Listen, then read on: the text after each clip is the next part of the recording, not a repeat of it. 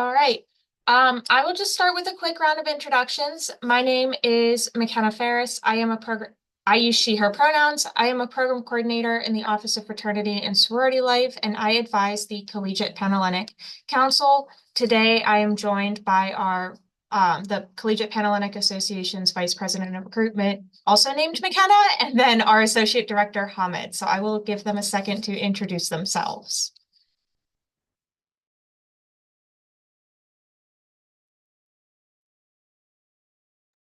Hi, everyone. My name is McKenna. I'm the Vice President of Recruitment for Panhell, as McKenna just said. I'm a senior at Pitt, and I use she, her pronouns as well.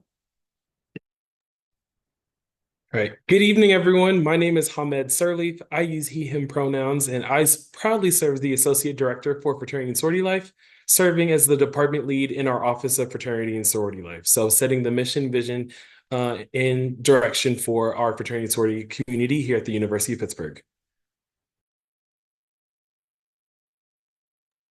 All right, we have a quick agenda for tonight. We're going to go over who are we as an office, what is fraternity and sorority life, some recruitment basics, the process overview. We're going to talk a little bit about selections and bid matching, supporting your student, and we will open up for questions at the end where you can ask us anything and everything you have concerning Panhellenic recruitment or anything we talked about tonight.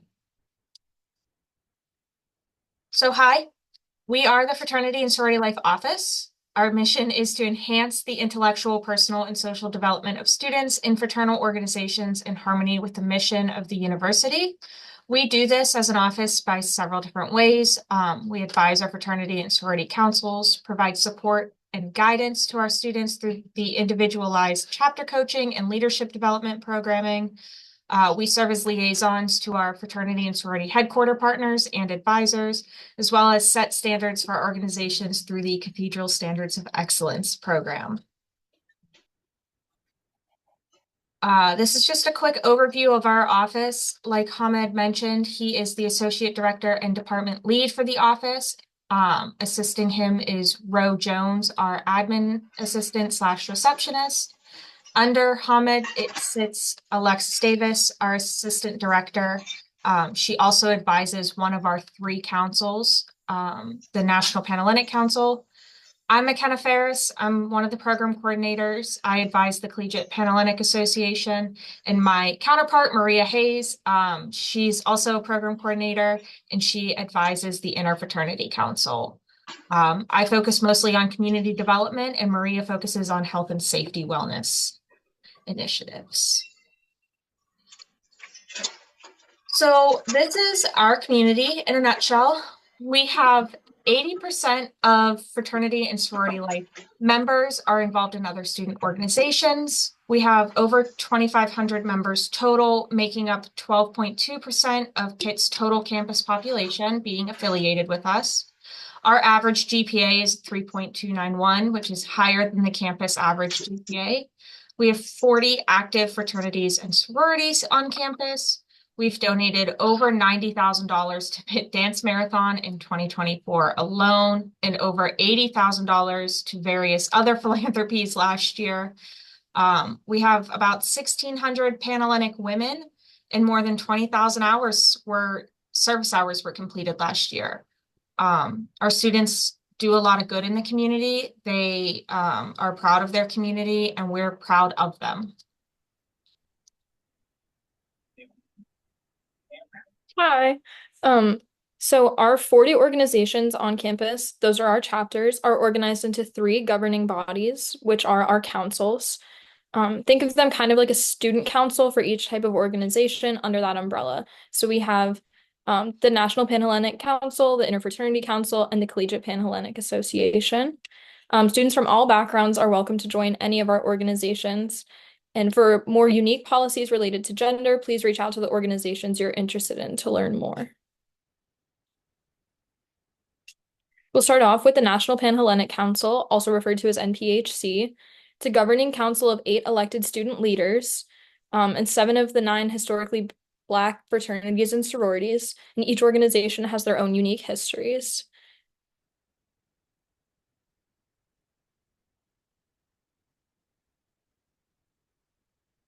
In our Interfraternity Council, also referred to as IFC, we have 19 active fraternities. And individual fraternities chapters provide social and philanthropy or service events, professional development opportunities, and health and safety trainings for their members.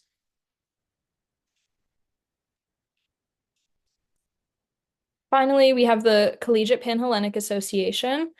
This is the governing council of 8 elected student leaders. I'm one of those, the vice president of recruitment. So we have 14 active sororities, including 2 STEM organizations and an Asian interest sorority.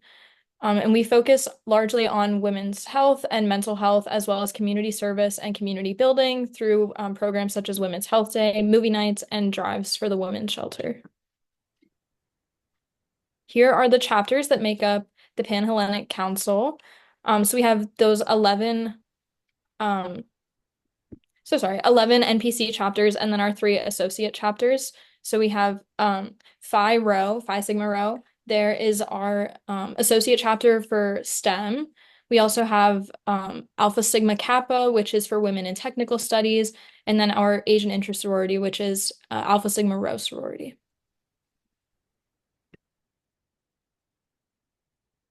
So a big question we often get asked is, what can my student get out of being in a fraternity or a sorority? Your students are going to get academic support, leadership development skills, networking opportunities, and community service. We pride ourselves on having that GPA that is higher than the university average. So we really strive to keep it there. And we have a 2.5 minimum requirement, which we will talk about later, to really further enhance the academic side of things. When they join, they are going to be opened up to a wealth of different people in their majors, in different majors. A lot of our organizations have study groups.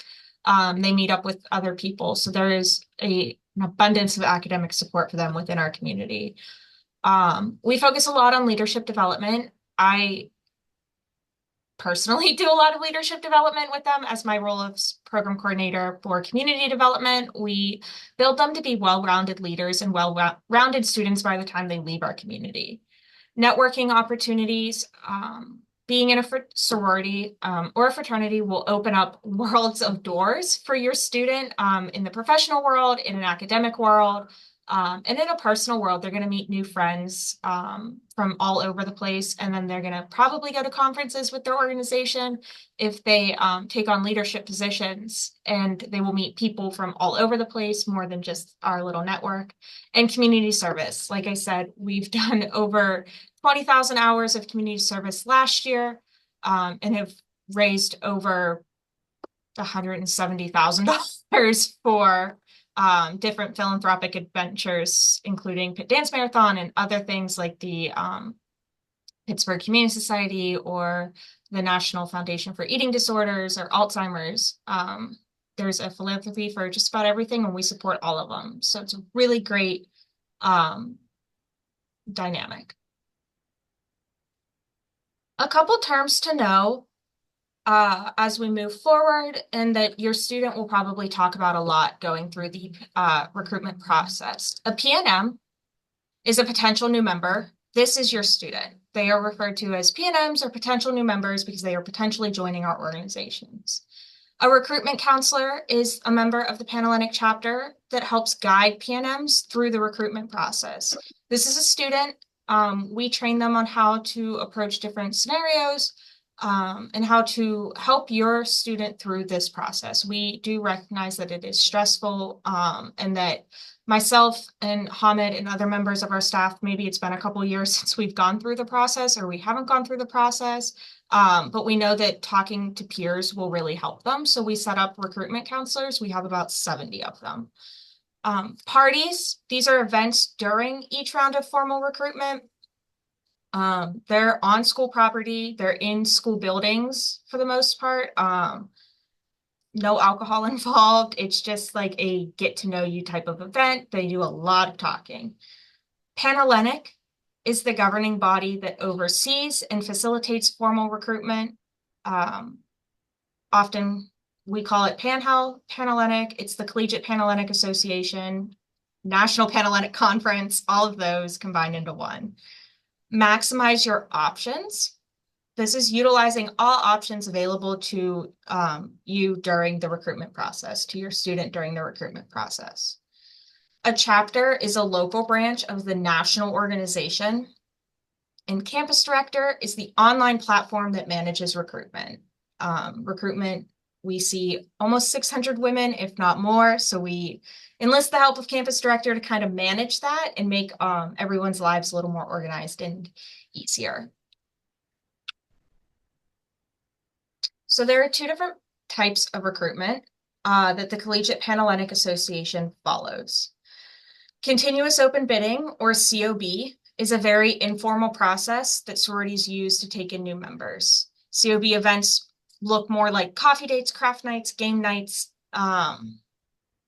dinner sessions sometimes. They're smaller scale, and it's a great way to meet new people. COB recruitment occurs in the fall and in the spring immediately following primary recruitment, and associate chapters participate both in the spring and the fall. Primary recruitment is the period of time during the academic year when events are held by each sorority for the purpose of selecting new members. Only National Panhellenic Conference sororities participate in this process, and it occurs every year here at Pitt in January. So only 11 of our organizations will be participating in primary recruitment. Our 3 associate chapters will participate in COB simultaneously. Eligibility requirements. We require all of our students to have a 2.5 GPA. 12 college credits. We do not accept AP, IB, and dual enrollment credits. You can be a transfer student. You just have to have transferred from a college, not a dual enrollment. And then FSL 101 attendance. Each of your students will attend FSL 101. It's just a quick get to know you course. Course is a big word. It's about an hour-long lecture of just crash course in fraternity and sorority life at Pitt, what we expect, what they can expect, and how to join.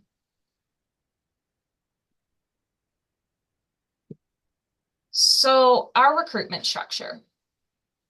Primary recruitment occurs over the course of 2 weekends, January 17th through the 19th, and then again, January 23rd through the 26th. PNM, or potential new member orientation, will take place on January 16th at 9 p.m. after classes, and bid day will take place on January 26th at 1 p.m. I've included the schedule. I do want to note that, so we have 2 days of academic because we start at 6 p.m. and end at 9:15 p.m. It is a Friday, so we can't do it all day. Academic day 2 is Saturday. We will provide lunch that day. So all PNMs in your registration fee will have lunch. Philanthropy will be Sunday. We will also provide lunch for that day. Sisterhood will resume the following week on Thursday and Friday. And then preference round will conclude our recruitment events. This takes place on Saturday from 12 p.m. to 3:50 p.m. The last party ends at 3:50 p.m., but students will be signing a membership recruitment acceptance binding agreement, which we will go over in a little. And this process can last until 9 o'clock. So your students shouldn't plan anything for the afternoon of January 25th, as they will most likely be waiting to sign their membership recruitment acceptance binding agreement. Couple other things to note about this. Not everyone will have events when we have dual, well, for the sisterhood rounds, not everyone will have events Thursday and Friday. Some might only have Friday, some might only have Thursday. It'll depend on how their classes fall and the way our schedules line up for that week, but it will work out. Selections. This is when things start to get a little tricky and your students might start getting a little nervous. So this is a mutual selection process. Your student will submit their priority rankings, listing the chapters they would most like to visit again out of the ones they've visited. At the same time that they are doing that, the chapters are creating an invitation list and selecting the PNMs that they would like to invite back to the next round. Each round, the number of parties a PNM will attend goes down as we eliminate organizations from their lists, and they will visit all 11 chapters that first round, academic.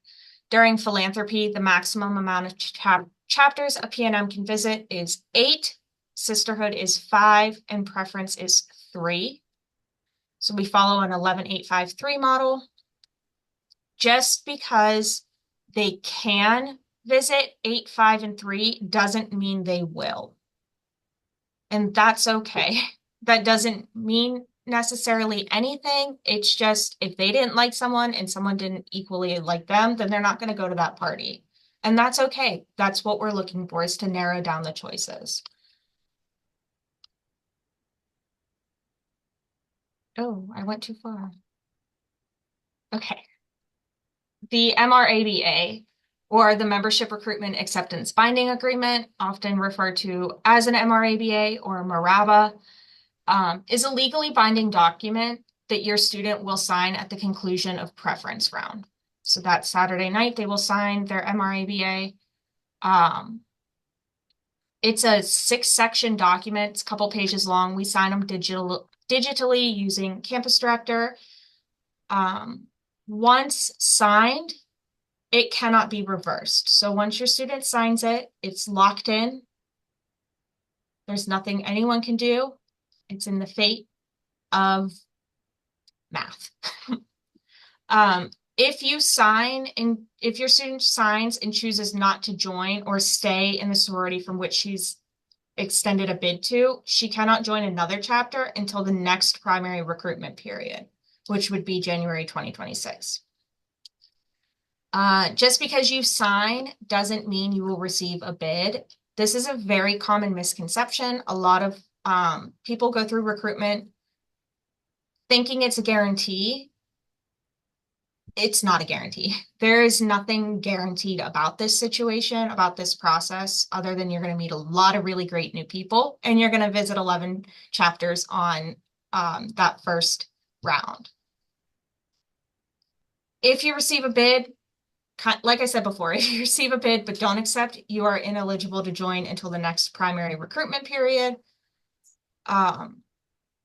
Your students will be allowed to rank up to 2 organizations during this process. They'll have lines 1 and line 2. The first line will be the chapter, their first choice. I really want to go to this chapter. I had a lot of fun this week getting to know them. Preference round was really great. I think I belong here. Line number 2 is also really great. I really like this. I can also be happy here. I could see myself in this organization. They don't have to rank 2. They can rank 1. It is called intentionally single preferencing. And it just means that they are only putting down 1. I need to re-emphasize, this does not mean that you will get a bid from this organization, but it also doesn't mean you won't get a bid from the organization. We encourage everyone to maximize their options as best as possible. But sometimes you just might not be happy in that second choice. Something didn't click well, something went wrong, and you cannot join that organization. That's okay, but we encourage you to maximize your options. I definitely skipped a page. So bid matching comes right before, or this is the process that happens during your MRABA signing. And there's some couple helpful terms to know. A match or matched is a PNM is matched with a chapter at the end of the recruitment process. They continue on to bid day. They do the whole running out and screaming and jumping for joy fun that happens on Soldiers and Sailors Lawn Sunday afternoon. ISP unmatched. This is the PNM intentionally chooses only 1 chapter. So this is that intentionally single preference following preference round and is not matched. Withdrawn is a student self-selects out of the process. And this happens before the final selections. They say, you know what? I don't want to sign this document. I'm not ready to sign this document. I need to take a step back. They can withdraw themselves from recruitment and nothing will be held against them. They can try COB in the fall, try maybe COB in the spring. they've pulled themselves out. And a release is a student is not invited back to any chapters. This is only applicable during rounds 2 through 4. And sometimes it happens. I love to say that everyone gets a home here. That's our end goal, but sometimes things do happen and a PNM is released for whatever reason. We may not know. Things to remember is on this round, chapters are ranking the full list of PNMs who attended parties that day. So during preference round, they're making a list of 1 to however many PNMs they saw and ranking them. Not every chapter has the same number of PNMs during preference round. That is also okay. But that's important to know. So supporting your student. Our relationship, by our, I mean the office relationship with you as families is a partnership. We care about your students, probably not more than you care about your students because they are your family, but we still care very much about your students and want them to be happy. So we want what's best for them. How you can support your student is to be a sounding board, a support system, celebrate the big, celebrate the happy, but also console them when maybe the happy doesn't happen, or they're stressed out. And be a partner and a friend. You know, call and email us if you have any questions. My number will be listed at the end of the slide, as well as McKenna and my email addresses. You can also find us on the website. Don't be afraid to ask the questions. And then some tips that I'm sure you already know, but we're going to go over them. Listen to their triumphs and frustrations. This process can be scary and confusing, but also fun and exciting. It's an exhausting process. They're going to feel all the emotions 4 or 5 times a day, and know that maybe they don't want any action, but just someone to listen to them, to get their frustrations out or to feel the joy. Understand that this is your student's experience. I know a lot of great people had some great experiences in organizations of themselves, of their own account during their own college time, but this is your student's experience. And maybe it won't look like yours, and maybe they are a legacy, but they don't connect with the chapter here that they're a legacy of. That's okay. And the great thing is that this is a great low risk time for them to learn and grow in a caring environment. You know, maybe they join a different chapter and they make a mistake. They're going to fall. We're going to catch them. We're going to lift them back up. This is a low risk environment. But be intentional in your conversations with your students. Let them come to their decisions on their own and trust that you have prepared them and taught them to make the tough choices, because there are some tough choices during this process, but trust that they know how to make them. That is all I have for you. I'm going to open it up for any questions. You can use the chat, unmute yourselves.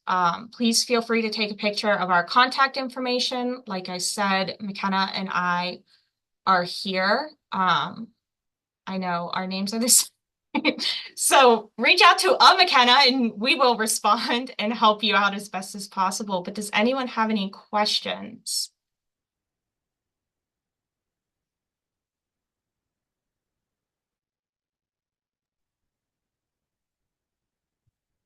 Can you talk about the living accommodations for sororities?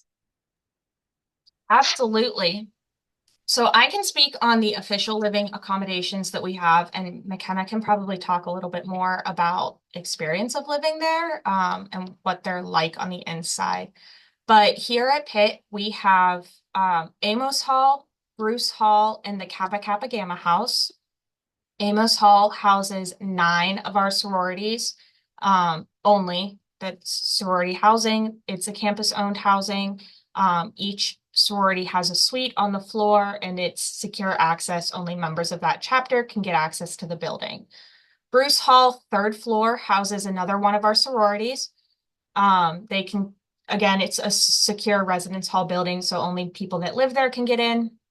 And then the Kappa Kappa Gamma House is on Bayer Street. Bayer Street, it is the only university-owned off-campus house, or not university recognized, sorry, off-campus housing. And obviously Kappa Kappa Gamma resides there. It is not university-owned. We don't have much to do with it other than have people live there. Each chapter might have a live-in requirement. We're still gathering that information, but housing requirements will be passed out to your students upon the first PNM orientation, and it will be available on our website. But McKenna may have more to add. Yeah, I think if your student is maybe undecided about where they want to live next year or looking for a way to get involved in whatever chapter they may join, living with your sorority is a really cool experience. I'm a sister of Kappa Kappa Gamma, so I lived in the off-campus house my sophomore year, had a lot of fun, made a lot of friends, and a lot of my friends in other chapters have lived in the suites in Amos and Bruce and had a lot of fun there as well. Those are kind of a different location, and you're living with fewer girls, but there's also some more interaction between chapters as well.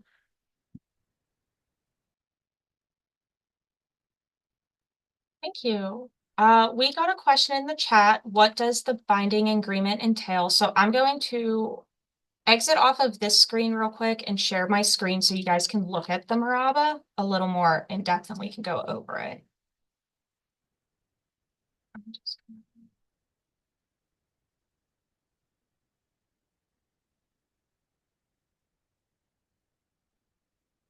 Okay. Oh, hold on one second. Shared the wrong thing.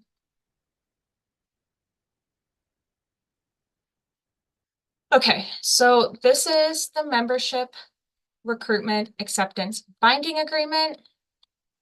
It is a legal document that is filed with the college Panhellenic, so the National Panhellenic Conference headquarters, if you will. Your student will sign their name. It will be pre-filled for the campus name, and they'll input their phone number. So the introduction is just agreeing to binding electronic contract and the electronic signature. So it's just stating that, we're going to sign this virtually because we sign them using Campus Director. It's integrated into our system. The next step is if your student would like to withdraw or continue with recruitment, they need to initial one of the following. If they choose to withdraw, they're just stating, I will not join a sorority now. I can join a sorority in the future by participating in COB process. I will not complete this contract. They will not sign anything. They will not pass go. This is where they stop.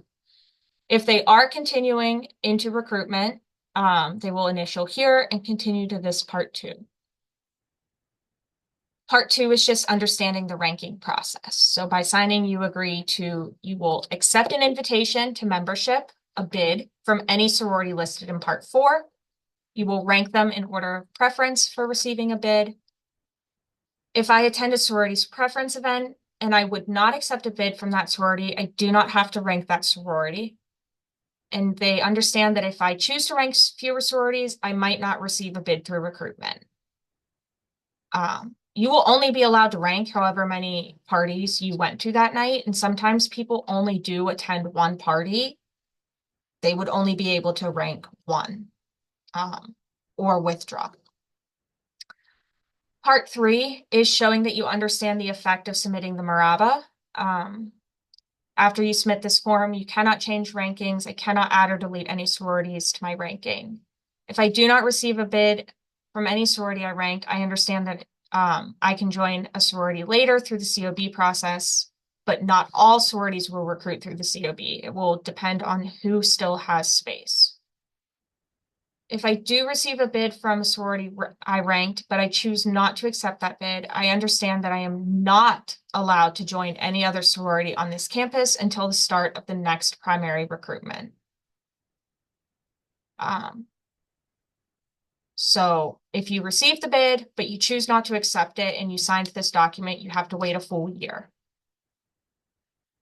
If you do accept a bid, but I break my pledge or the sorority breaks my pledge, I understand that I am not eligible to be pledged by a different sorority on this campus until the start of the next primary recruitment. So if you are removed from the new member process or you remove yourself from the new member process at any time after signing this before initiation, you will not be permitted to join another sorority until the start of the next primary recruitment. So until next January.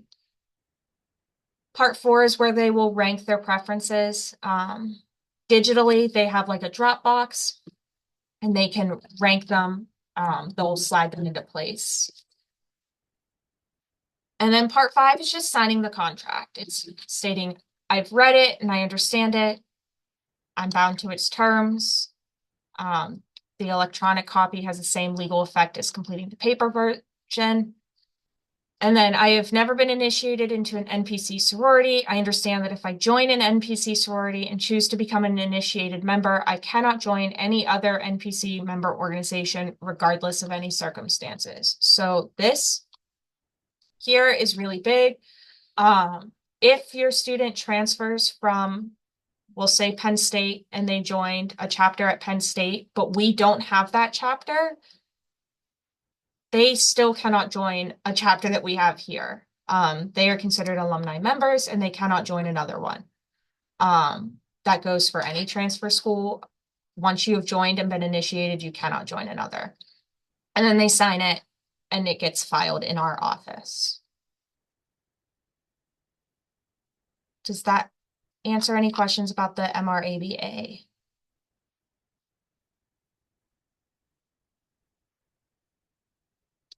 Okay. Another question we have is how large are the sorority pledge classes targeted to be? I don't have a clear answer yet. I can say historically, they've been between 40 and 50. We plan for 50. That seems to be on target, but there's no guarantee, I would say.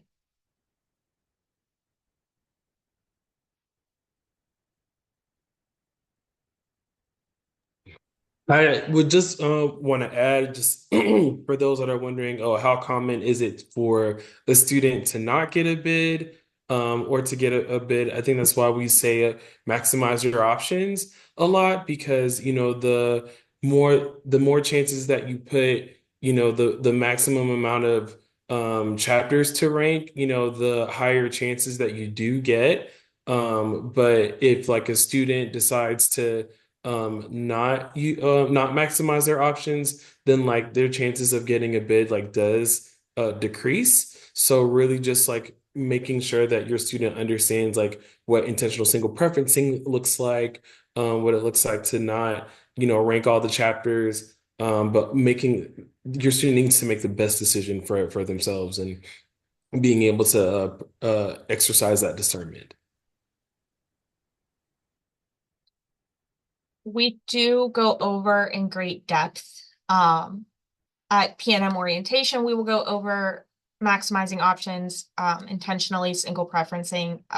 We'll go over the MRABA first there. We will do it again, go over the MRABA again right before they sign it, so that we know that they know that what they're about to do. And we are always open for questions. So I know I will be here, and I believe Hamid will be here the first weekend. I joke I'm going to put an air mattress in my office. We're going to be here all weekend. And then the second weekend, we will again be here all weekend for support and to talk through it. They also will have recruitment counselors. It will, I don't want to say it will, but I know that it is inevitable that they will be told at some point that they are guaranteed a bid. And I need to express that is not true. We will do our best to talk to chapter members to tell them not to say that. It is something we go over every year. Sometimes it just doesn't stick. So it is so important today and during PNM orientation, where we will go over it again, that there are no guarantees through this process. As much as I would love to guarantee everyone, I just can't do that. So please know that we try, but we can't.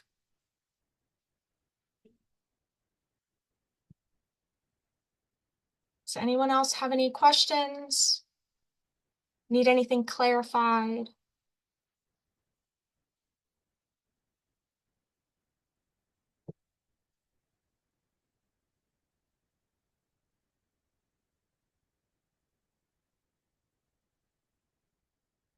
Okay, then I'm going to stop this recording. Thank you. I'm just going to stop it.